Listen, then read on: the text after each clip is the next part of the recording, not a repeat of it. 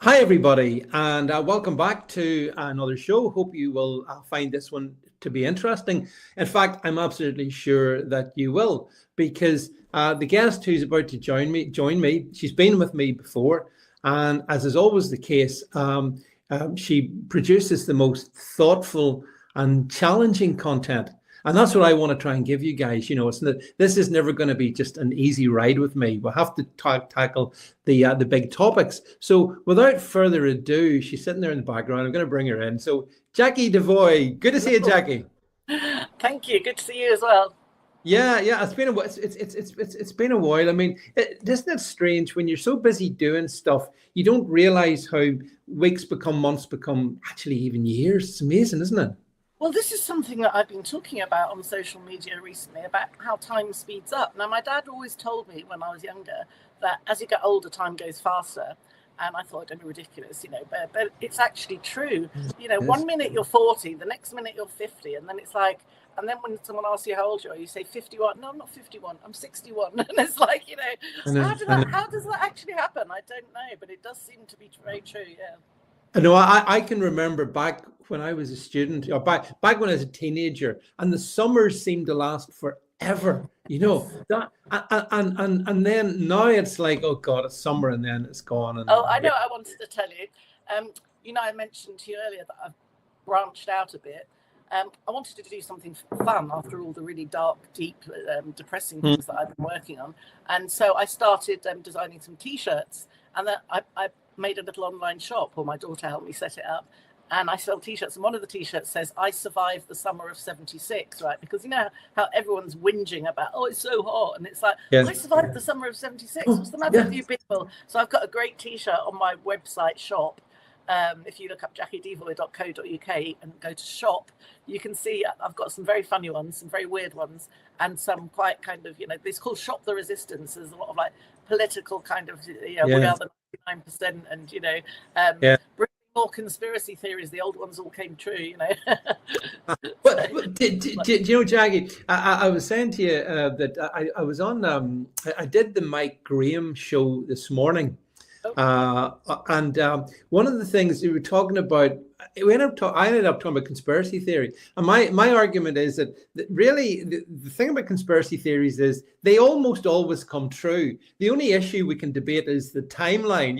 Does it take a month, a year, 5 years, whatever, But 6 months generally, they say. But but they really do. Yeah. But, that's an old sort of insult, conspiracy theorist, which never bothered me in the slightest, because it just meant you're a critical thinker. But I always say now I'm actually a conspiracy analyst. So one of my T-shirts says conspiracy analyst as well, because I'm very interested in conspiracies and conspiracy theories, and they do exist, and they're worth analysing. I keep a very open mind until I've actually properly looked at something. I don't go around just spouting stuff for the sake of it. No. Yeah. With the new film, with the new film, people think it's all nonsense. It's like, do you honestly think I would have spent all those years researching something and then making a film about something that wasn't real? Exactly. Well, Jacqui, the time I guess we got to know each other during the whole COVID tyranny time in the 2020 and 20 and beyond.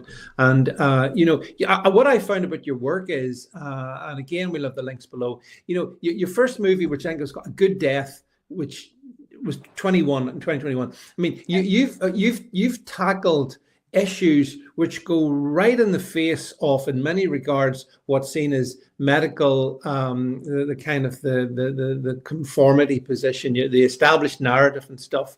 And I think that's really important that you have done that, because you've put out several over this last 5-6 years. I mean, how long does it take to, like, you've got a new one out. We're going to come to, if I stick it up, The Gift of Life. This is you can watch it over on YouTube, folks. Again, link below. How long did it take to make that, Jacqui? That one we started in January and we put out in June. So I need to give most of the credit to Richie Brown, because he's a brilliant filmmaker. He's a podcaster, filmmaker, and he's also an author now. He's got a book out called Ready for the Next Pandemic. And he's excellent. he's a young guy. He's also got a day job, and he's got 3 babies. So, and he's just brilliant. And he does a lot of the research. Like I said to you earlier, I'm good at delegating, and I'm good at finding good people who, certain parts of the job. I feel that, I'm kind of more of an ideas person. Obviously, I do research as well. And putting the whole thing together and raising funds as well, which we only raised like £2,000 for that one, which was really bad. The fundraising has got harder and harder over the last couple of years, that's for sure. Because with the second film, Playing God, I crowdfunded that.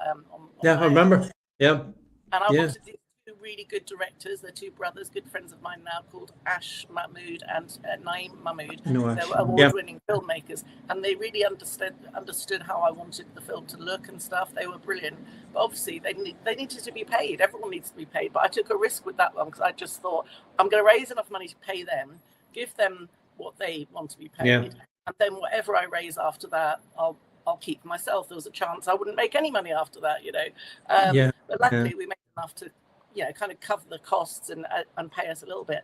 But then after that, the third film, Unseen, which was kind of more of the same, an update on A Good Death. We only raised about $2,000 on that one, and with the new one, only about $2,000. I mean, people don't have the money to invest in that kind of thing these days, which then I do understand. But once we started, like me and Richie, we will finish. It doesn't matter if we don't raise anything. If we raise £5, we've said we're going to make the film, so we'll do it in our spare time. And luckily, Richie is very, very talented and skilled, and we work fast. So. But Jacqui, the thing is, you talk about those different films that you've made, and when I look at most of the trash that is mainstream movies and films and stuff, and there's gazillions of pounds behind all that, and it's all nonsense. It doesn't contribute in any regard, I don't think, to humanity, right? And then, people like you who are generally creative and into topics which are really important, struggle then to find the funds. It's frustrating. Anyway, let's get to the gift of life. So this is the new one that you and Richie have put together. So first question, tell us about, what was the motivation to make this? Where did the idea come from? And then it's something I've been interested in for about the last 10 years or so, and I've always been nosing around, and it's just, I suppose, as my kids say, I'm really into depressing stuff. A lot of people, actually, my kids last weekend when I saw them were talking about how negative I am. I said I'm not negative, but I am interested in sort of quite morbid, dark stuff that other people don't seem to be as interested in and are shocked by. And some friends say to me, I don't know how you can do it. Talking to all these people who've suffered so much, and it's like, well, they need a voice, they need a platform, and I like talking to people about all this awful stuff that's happening and that most people don't have a clue about. I want to get that information out there, and like I said, give them a voice. So with this particular one, like I said, I was interested in the subject for a long time, so it's always been there on the periphery, and I thought it'll make a change from all the involuntary euthanasia stuff that I'm doing, and all the the hospital staff. And I thought, actually, do you know what? As I looked deeper into it, I realized it's all linked, because it's all about death and destruction and horrible things that happen in medical situations. And this one, the more I looked into it, the darker and darker it got. Obviously some people go down the route when they're investigating this organ trafficking and all that stuff. We didn't really touch on that so much. We just kept it closer to home, interview people, local people in England, and so we basically investigate what organ donation is all about, what's behind it, how it all works, organ harvesting, and also the brain death myth, which is something that's very, very interesting. So there's a doctor called Dr. Heidi Klessig who interviewed the film, and obviously I interviewed her as well recently for my podcast. I'll tell you about that later, the new podcast thing that I'm doing. But and she's got some very interesting stories about, she was an anesthesiologist back in the day. And when she was a junior doctor, she was actually, called in to give anaesthetic to a dead guy, right? So a young guy who'd been in a road accident or something.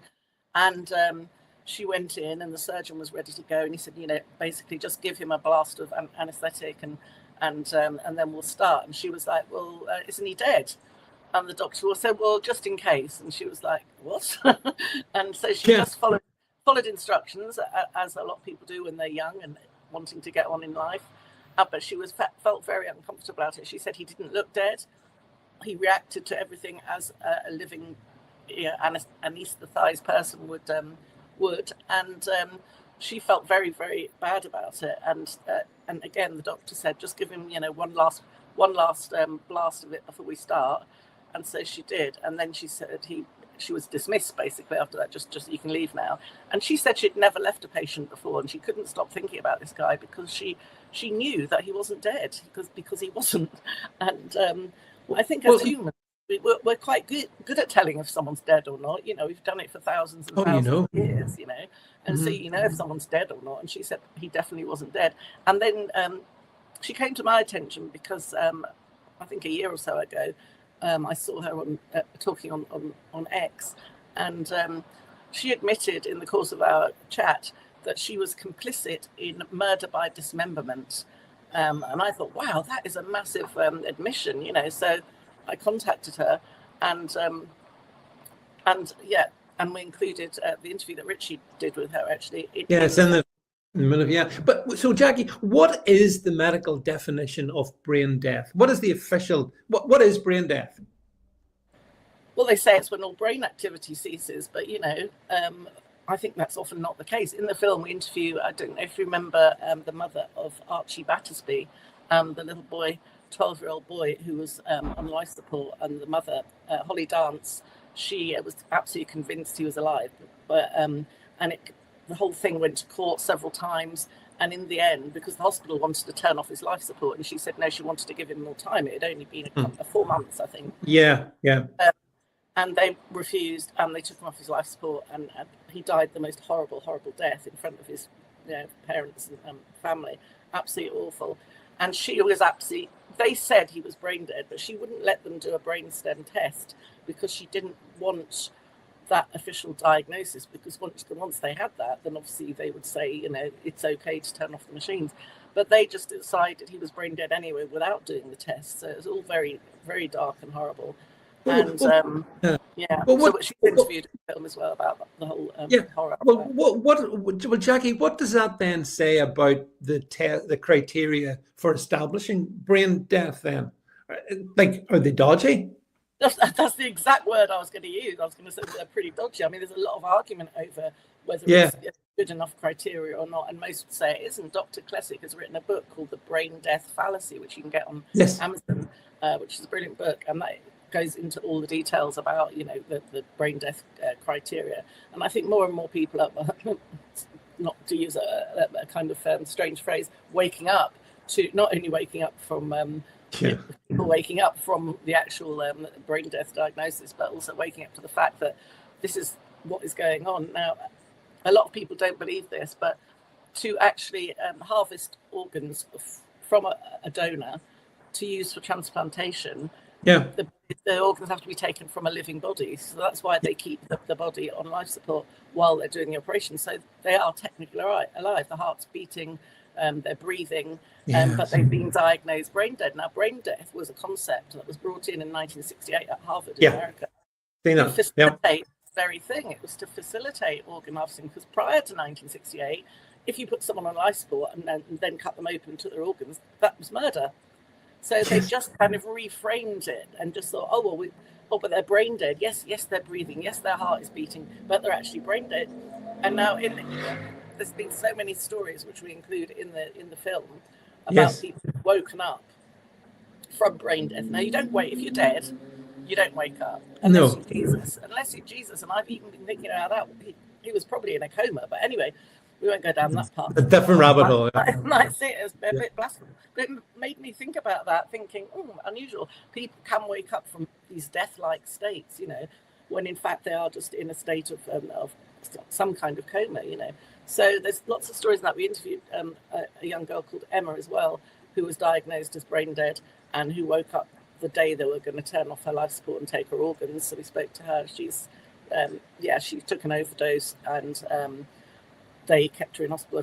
Only after a couple of days, they said she was brain dead, and the parents were prepared for her to, actually donate her organs, and but she woke up the morning of the day they were going to do that. So it makes you wonder how many people would have woken up if they'd only been left a bit longer, and how many people have actually been murdered in that state of coma or brain death, whatever they want to call it.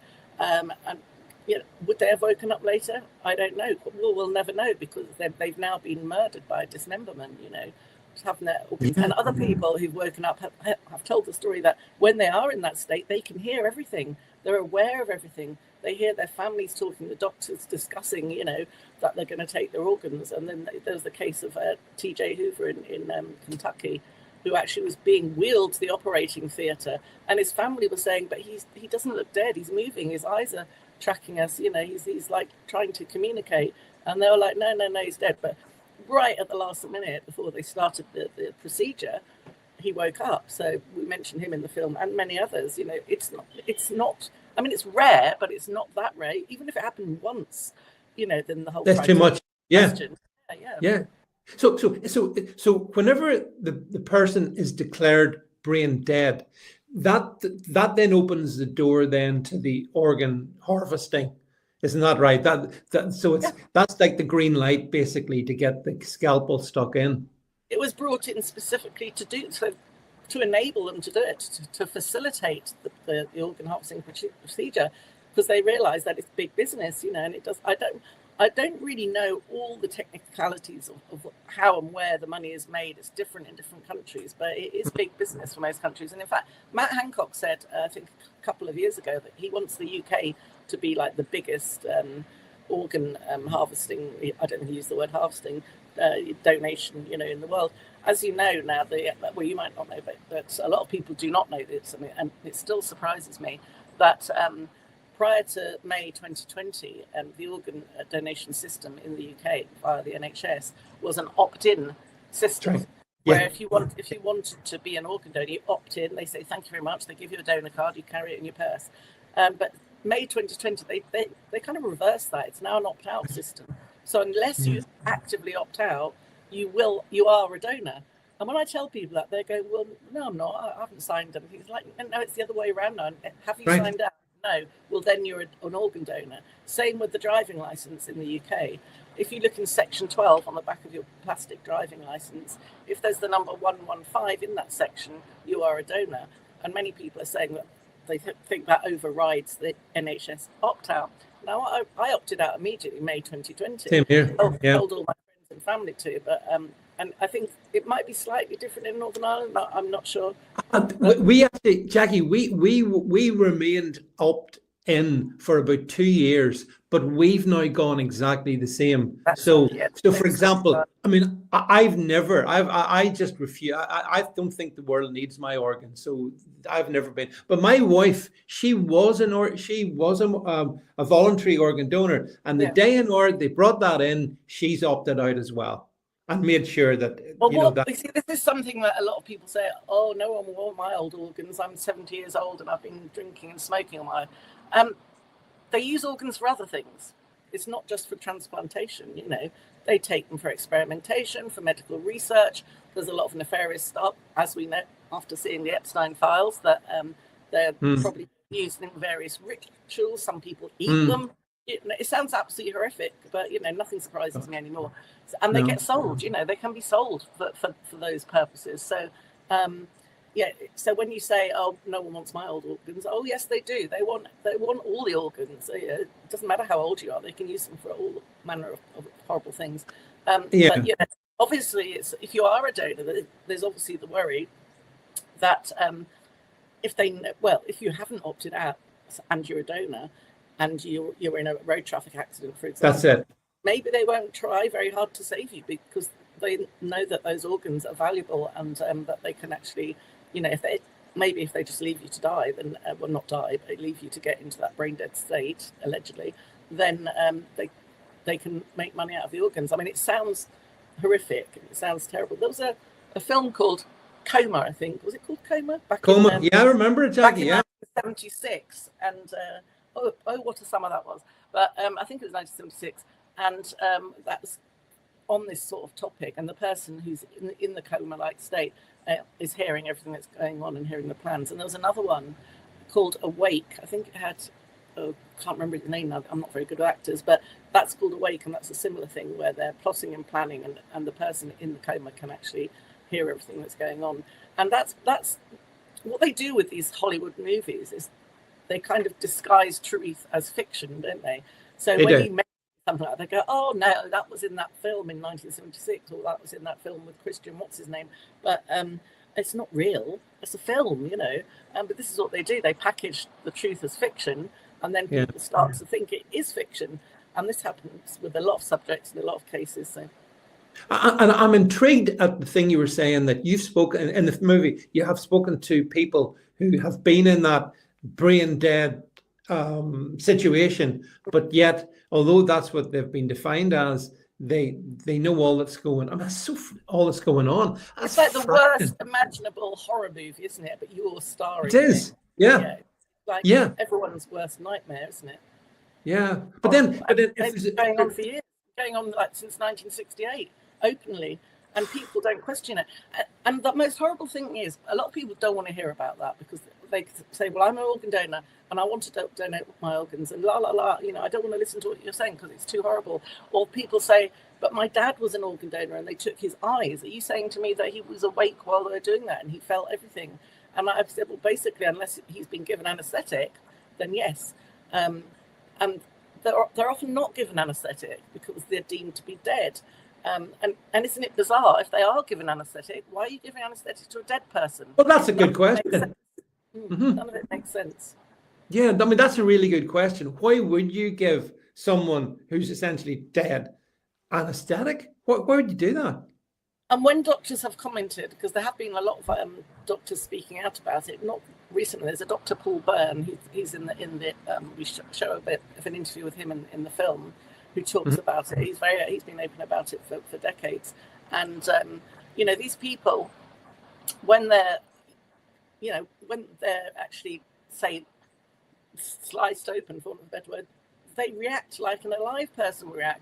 They lash out, sometimes even though they've been given an anaesthetic, the pain is so severe that they actually kind of react as you would. And then, of course, they've labelled these reactions as nervous reflexes, and they're called Lazarus reflex. Isn't that great? Lazarus, we know the story of Lazarus in the Bible. And these people, you know, they're not just having some kind of weird automatic reflex. It's actually them saying, can you please stop cutting my chest open? I'm alive.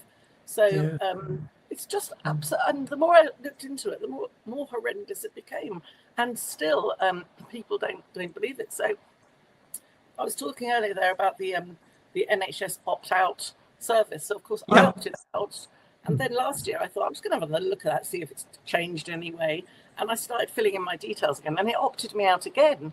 And I thought, obviously a bit of a glitch there. So I did it a couple of times, most recently a couple of months ago, and I was opted out again. And I'm thinking, how am I able to opt out? You know, what is that suggesting? Is that suggesting that I've been somehow opted back in again, you know, well, after I opted out? Or is it just a glitch in their system? So I was talking about this on social media, and hundreds of other people have the same issue. They go back again and again and again and again. So in between those opt-outs, are they opted in? I don't know. So I started to feel a bit concerned about this, obviously, and the whole driving license thing, which a lot of people still don't know about.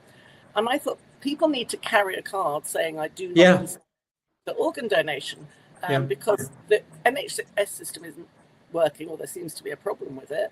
And in the old days, you'd get a donor card if you wanted to be a donor. I thought, but let's have the opposite to that. So I designed and got printed little plastic cards, like credit card size cards, and so invested money in doing that. Got a few hundred of them, thinking even if 10 people buy them, do you know what I mean? They can just stick it in their wallet or their handbag or whatever, and it'll help someone. And so I thought it was worth the investment. And hundreds of people want them. Hundreds. I was sick. My arm nearly fell off writing addresses on envelopes, because I was doing it all on my own. I thought I can probably do it, 100 or something. It'll be fine. But now every day I'm writing these envelopes, and I am charging for them. I'm charging £10 for 2 cards, and people say, "Oh, you grifter." The weird thing is, if someone else designs and provides a product, it's called working, isn't it? If I do it, I'm a grifter. I'm taking advantage of vulnerable people. Am I? How am I doing that? You know, they don't have to buy the cards if they don't want to, and it has cost me quite a lot of money, and it costs me on a daily basis working and doing this stuff for people. But the main reason I did it was to educate people, and also to give them a sort of belt and braces approach to this awful system that we're stuck in. Because if the NHS system isn't working, and I do need to speak to them actually at some point to find out what the hell's going on there, because it's very strange that you can keep opting out. And it's weird. And people have written to the DVLA saying, "Can you please take that number off my card? It's a driving license code 115 in section 12." And they don't do it, or they get their new license and it wasn't on the old one, but it is on the new one. So it's all very sneaky and stealthy the way they're trying to, push people into these situations. And there's just, if you start looking into it, there's some horrendous film out there, nursing staff trying to, insist to families that their loved one is brain dead when the family is going, they're not, they're going to come around any minute, just leave them alone, and fighting with nurses and doctors. And it's absolutely awful. And that honour walk that they do, when they wheel the brain dead person from their ward to the actual operating theatre, and all the nurses and doctors walk along looking solemn, and the family are walking along and crying, and the person is probably listening, or is aware of all what's going on. It's just the worst thing ever. Yeah, if you look up TJ Hoover in Kentucky, because there's a lot of videos now, his family talking about it out online. But your average man and a woman in the street, they haven't got a clue about all this. And when you start talking about it, like I said to you about my children saying, "Mum, you're so negative." I'm not negative. I am dealing with with husbands, so disgusting, but disturbing and disgusting issues. But I'm not a negative person. I'm very upbeat, and for some reason I'm equipped to cope with that kind of thing without having a nervous breakdown. I think most people would have a nervous breakdown. Yeah. So in a way, Jacqui, if what you're saying is correct, we may well have all been turned into this vast organ resource that there's maybe that without our permission, it's all happened in the past 6 years. It's funny how that coincided with COVID, though, isn't it? Strange coincidence. Yeah, very, very, very strange. Just at the right time, wasn't it? It was May 2020, so just the whole COVID nonsense was underway. Suddenly, there were no post-mortems being done. There were no bodies being seen after death. Nope. That was something that a lot of people are coming to me now saying, "I don't even know if it was my son in the coffin." There's one story in my book, Murdered by the State. I forgot to mention that. It's my book, Murdered by the State. Yes. Yep. Earlier this year, and there's 42 stories in there of involuntary euthanasia. A lot of people might know what that is, but it's murder, basically. It's people being killed, euthanized, usually by drug overdose, against their will, without any consent or anything like that. Even if they did consent, it's illegal in the UK anyway, so it's a crime, no matter which way you look at it. Tell me this. Tell me, Jacqui, are the checks and balances in the UK, which don't appear to really exist, is that the same in the US as well? Is it basically a free-for-all? With regards to organ donation. It's different in different states in America. You have to look into each individual state. Right. I did a list of countries that do that have the opt-out and the opt-in system, and it varies in America. It's generally still opt-out. No, opt-in. Sorry, it's generally opt-in. So if you want to be a donor, you have to put it in writing. But there are states where it's different. So. But is this driven by the fact, do you think part of it's driven by the fact that modern science, modern medicine has evolved so much that they can do, and they can do great things with transplants and stuff, so is that a possible explanation for some of them? I'm not opposed to all transplants. Well, one of the things people say to me all the time is, "Oh, well, if you're not going to give your organs, you should never get an organ." And I said, well, I agree to a large degree. I'm not opposed to any kind of living organ.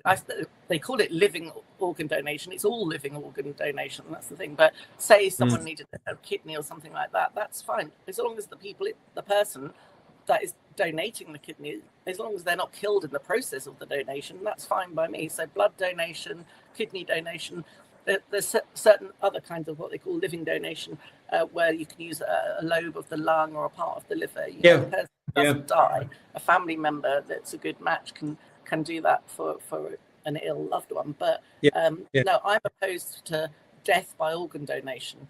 If someone is dying to give me an organ, if someone's being killed on an operating table in order to give me a new heart, I don't want it. I don't want that. I don't want that, and I would never accept it. Do you think that the medical, the nurses, the doctors and nurses involved, do they know what they're doing? I think they know deep down. They've got to know. They're medics. They know if someone's dead or alive. And like I said, when Dr. Heidi was, a young anesthesiologist, she, even at that young age, she thought there's something wrong with this. She said it never left her that feeling that she knew instinctively that man was alive, and the fact she was giving him anesthetic wasn't making sense. And she said it stuck with her, for the rest of her life to the present day. I interviewed her a couple of weeks ago, actually. I do a podcast now. I started making it a daily podcast, and but I've kind of slowed it down a bit because daily was a bit much. But you do daily ones, don't you? I do. Yeah, so you know what it's like. But I was trying to do all those other stuff as well. But anyway, nobody seemed to notice when I went from daily to not daily. But it was basically, and I don't know why I do this to myself, I call it 2020 Chat.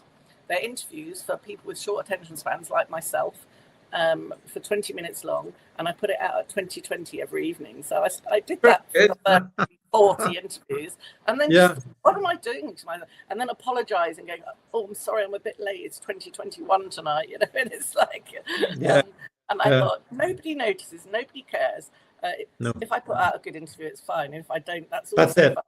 I went away for 2 weeks. I went to Montenegro, where I've got friends living there, and I did like a whole stack of them before I went away, so I could deliver one per evening. And I was sweating every night, being in places that didn't have good connection and stuff, and taking ages to upload. And it's like, it doesn't matter. So I've just calmed down a bit. I just do one whenever I feel like it now, which is good. I'm doing one this afternoon, a very interesting one this afternoon. If you look at my X, the pinned post, I think I've spoken to you before about Operation Tala, which was brought in January 21 and was supposed to end in is that mine? Yes, it is. Yeah, that's your act. It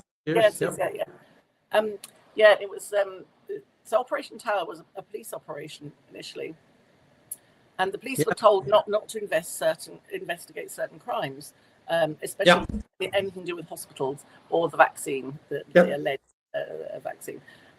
So that was in place for over a year, but people are noticing that it seems to be still in place, because when they do and go and report these crimes, the police won't investigate. So a woman last week, Pamela Cameron Thomas, she went to the police to report the murder of her brother James, who was 41, in hospital, and the police wouldn't take the report.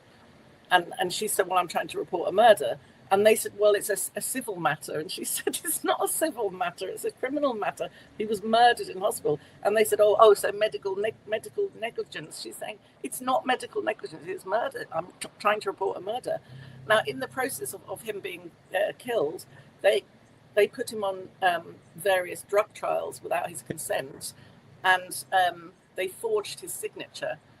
I've written about this before for the Light paper, this particular story, and I showed his actual signature compared to the forged signature, and they're just like nothing alike at all.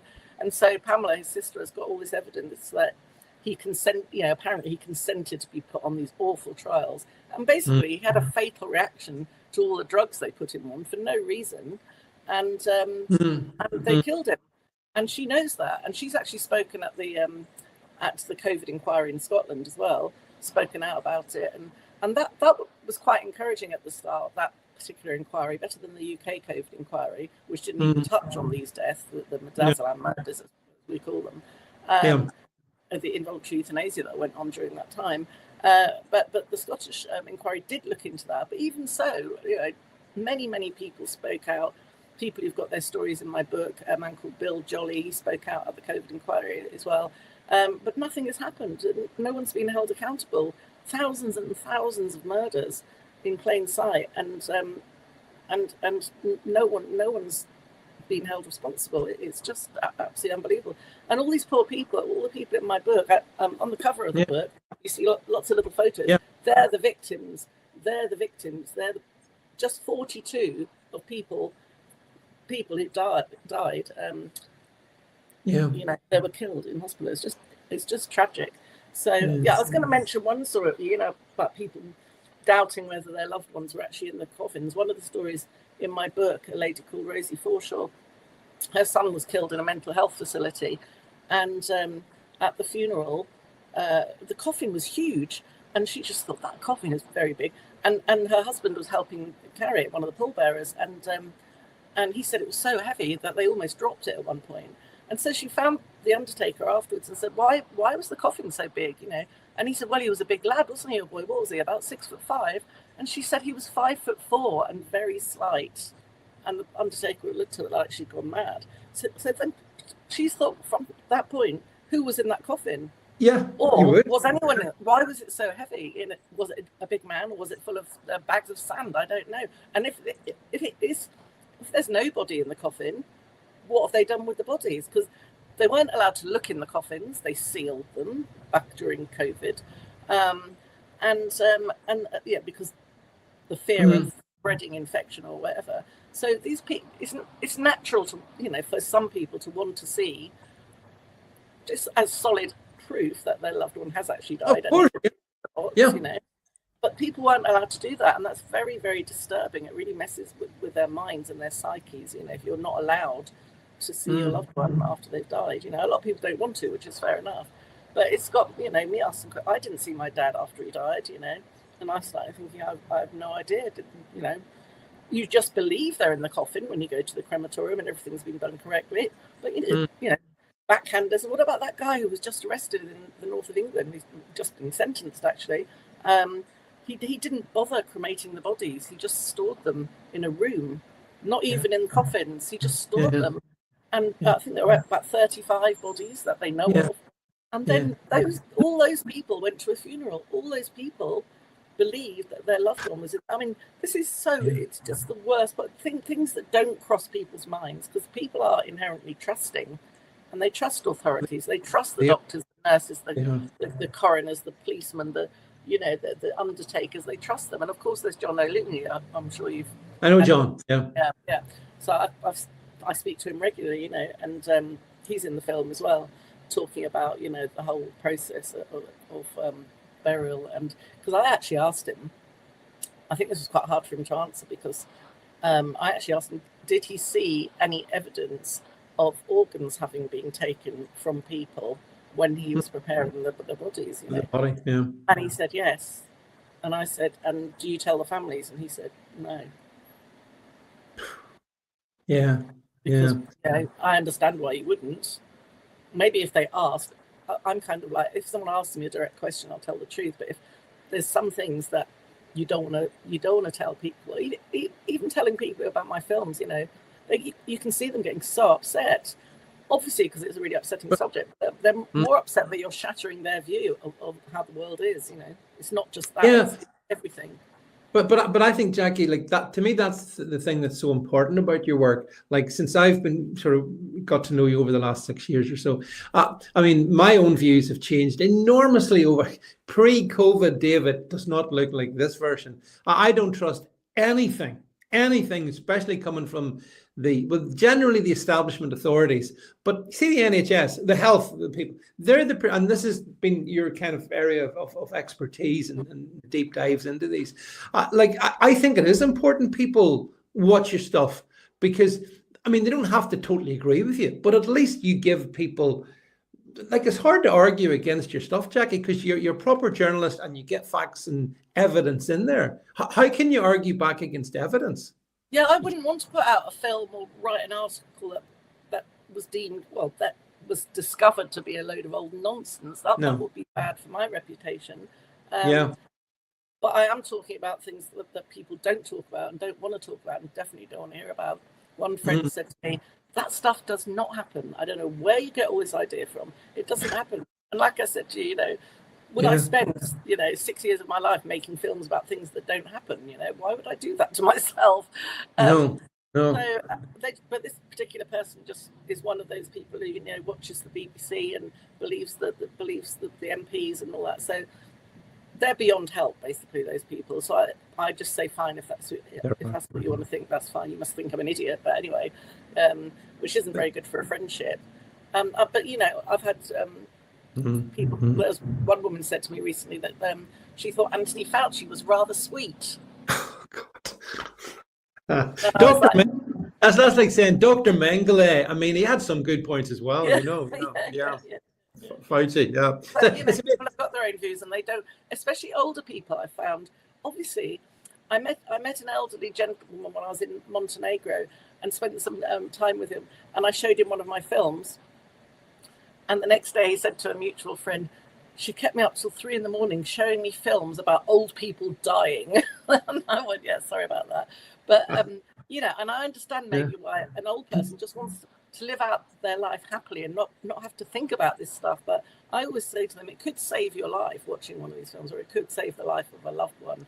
If you've got this information, whether you believe it or not, especially when it comes to involuntary euthanasia, a lot of people have come to me and said, "You saved my dad's life, because of your film," and stuff like that, which I think is just like mind blowing to even think that it had that kind of effect. Yeah. Even if that works for one person, then my work here is done.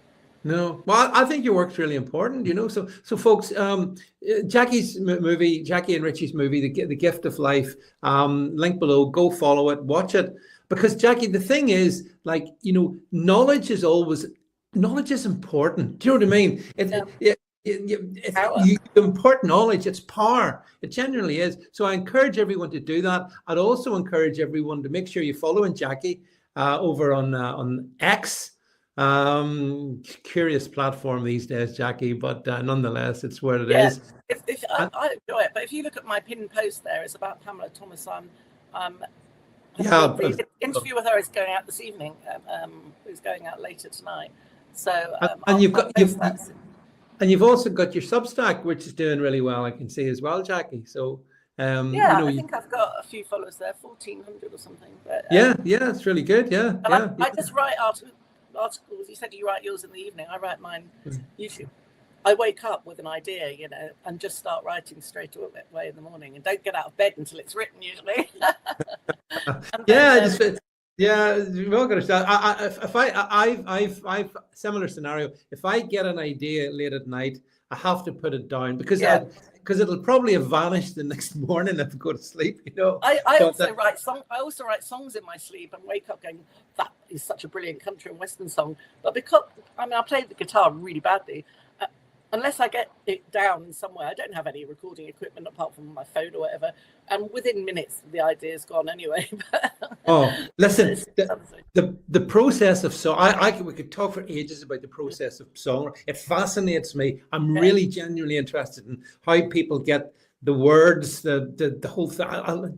It amazes me that my son's a pop star. I always tell people he's a pop star. He's like, "Mum, I'm not a pop star." But he's signed to a record label. He's an amazing songwriter. He's called Danny Ray. If you're a young person and you've got Instagram, you can go and look him up, Danny Ray. His song was played on BBC radio a couple of months back, and they were like bigging it up. So yeah, he's going to do well. He's signed to a record label. Another one is possibly going to sign him. Obviously. Talent runs in your DNA, Jacqui. All my children are much more talented than me. They think what I do is weird and dark and negative. So I do have to rein myself in sometimes, when I'm talking to them, because. But Debbie Evans put a post about it the other day, actually, and I just said I just kind of don't talk about certain things around them, and it's not because I'm a coward, because I can't. It's because they've been through enough the last 6 years. They don't want this stuff piled on them. And a lot of them are suffering from anxiety, depression. A lot of young people, and I'm not surprised they don't want to hear about this stuff. They want to forget about it, and we can't forget about it, obviously. No, we can't. I don't blame them for wanting to try.